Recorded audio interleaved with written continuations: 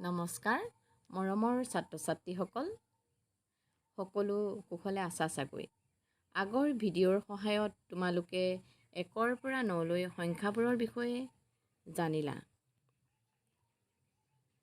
আহাচোন আজি আমি তোমালোকৰ নতুন গণিতখনৰ আন এটি পাঠৰ জৰিয়তে কিছু নতুন কথা শিকো তোমালোকৰ গণিত কিতাপখনৰ পাঠ 4 উলিয়াই লোৱাচোন প্ৰথমে মই এবাৰ গাম তোমালোকে শুনি যাবা এটি খালত দুটি হাঁহে কথা পাতে কানে কানে তাৰে লগত এটি আহি লগ লাগিল মনে মনে তিনিটি হাঁহে একেলগে হাতুৰি থাকে ৰং মনে তাৰে লগত উৰি আহিল আৰু দুটি লাহে লাহে তিনিয়ে দুয়ে মিলি 5 হ'ল ইয়াকে কয় যোগ হ'ল এইবাৰ মোৰ পাছে পাছে তোমালোকেও গোৱাচোন এটি খালত দুটি হাঁহে কথা পাতে কানে কানে তাৰে লগত এটি আহি লগ লাগিল মনে মনে তিনিটি হাঁহে একেলগে হাতুৰি থাকে ৰং মনে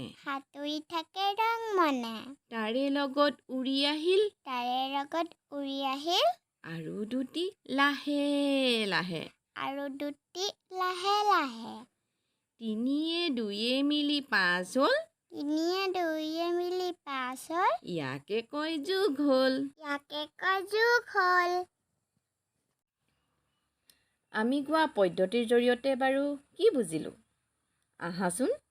তলৰ ছবিবোৰ লগাই চাওঁ এটা চৰাই আৰু এটা চৰাই সমান দুটা চৰাই তাৰমানে 1 আৰু 1 লগ লাগিলে কিমান হয় 2 হয় দুটা ছাগলী আৰু দুটা ছাগলী সমান 4টা ছাগলী 2 আৰু 2 লগ লাগি 4 হয় বুজি পাইছানে তোমালোকে নিশ্চয় বুজি পাইছা নহয়নে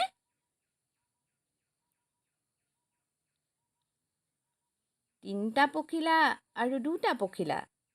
সমান 5টা পখিলা 3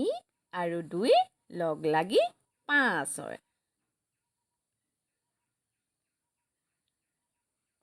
6টা বিলাহী আৰু 2টা বিলাহী সমান 8টা বিলাহী 6 আৰু 2 লগ লাগি 8 হ'ল